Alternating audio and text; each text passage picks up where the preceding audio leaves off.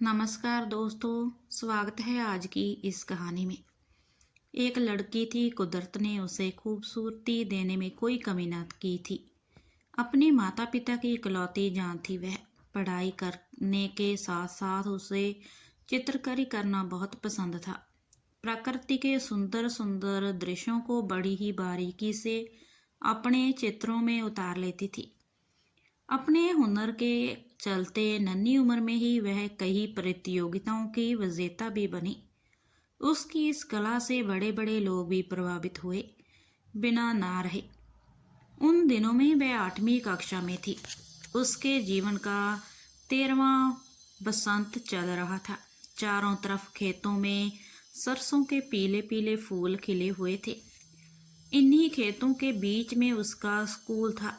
एक दिन वह क्लास में बैठकर एकाग्रता से बहुत कुछ याद कर रही थी कि तभी प्रधान अध्यापक अंदर आए। उनके साथ एक लड़का भी था। सभी विद्यार्थी उन्हें देख उठ खड़े हुए।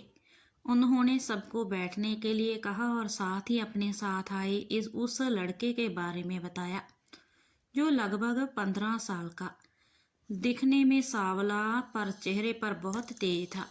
उसकी आंखों में भविष्य के ढेर सारे सपने थे। इतनी कम उम्र में उसने किताब लिख डाली थी जिसके प्रचार प्रसार के सिलसिले में वह बहुत दूर से आया था। फिर उसने अपनी लिखी अच्छी अच्छी कहानियां सुनाई, जिसे सुनकर वह गदगद हो गए। उसने सब बच्चों से जीवन में खूब मेहनत और लगन से पढ़ने लिखने और कुछ बनकर दिखाने की बात कही। सुनकर सबने खुशी खुशी उसकी लिखी हुई किताब को खरीदा, उस लड़की ने भी। फिर वह लड़का भविष्य में फिर अपनी नई किताब के साथ आने को बोलकर तो चला गया, पर उस लड़की के मन मंदिर में अपनी मूर्त छोड़ गया।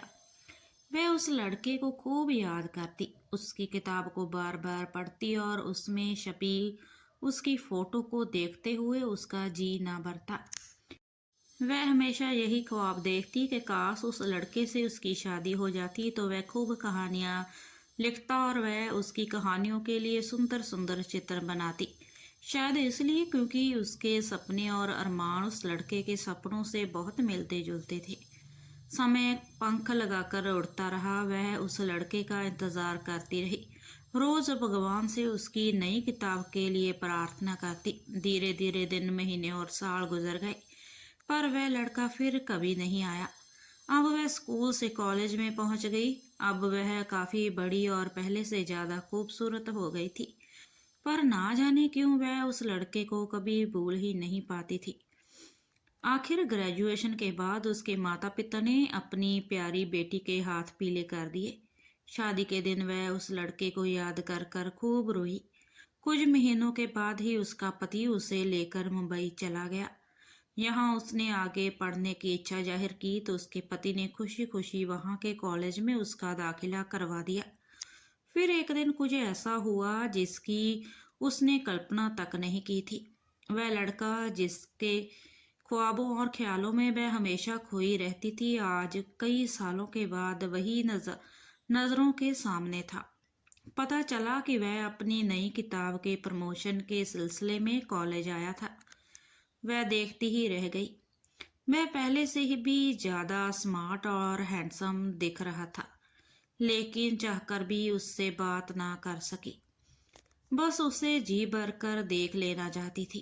पर इस बार वह अपनी किताब खुद लेकर नहीं आया, बल्कि सबको ऑनलाइन खरीदने के लिए कहकर चला गया था, बगैर उससे मिले। वह एक बार फिर उसकी नजरों से दूर जा चुका था। उसने भी एक किताब मंगवाई। यह किताब खुद उस लड़के की प्रेम कहानी थी, जिसे पढ़कर उसकी आंखें भर आई। पढ़कर अब वह उस लड़के से मिलना और उस लड़की को देखना चाहती थी जिससे वह बेपनाह जान से भी ज्यादा प्यार करता था। संजोग से कुछ दिन बाद ही वह अपने पति के साथ गेटवे ऑफ इंडिया घूमने गई। वहां अचानक उसे समुद्र की तरह देखते हुए वह लड़का दिखा।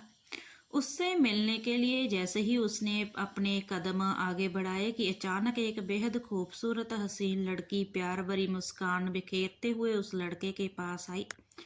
उसके हाथों में आइसक्रीम थी जिसे दोनों बड़े ही प्यार से हंसी खुशी से खाने लगे।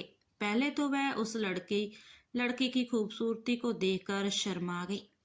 फिर उसे एहसास हुआ कि उस के आगे खुद वह कुछ भी नहीं है और उनका आपस में इतना असीम प्यार देखकर उसे अपना प्यार नहीं के बराबर लगने लगा। उसे मानना पड़ा कि जोड़ी ऊपर वाला बनाता है और जो होता है अच्छे के लिए ही होता है, क्योंकि हम जिसे चाहते हैं वह हमें मिल जाए तो वो प्यार नहीं होता है, बल्कि हम जिसे चाहते हैं वह हमेशा खुश रहे, यही प्यार है। सोचते हुए उसके कदम पीछे की तरफ मुड़ गए, अपने पति की तरफ। अगर यह कहानी आपको अच्छी लगी हो तो इस कहानी को लाइक और शेयर जरूर करें, और इस कहानी के लिए आप हमें कमेंट भी कर सकते हैं। धन्यवाद।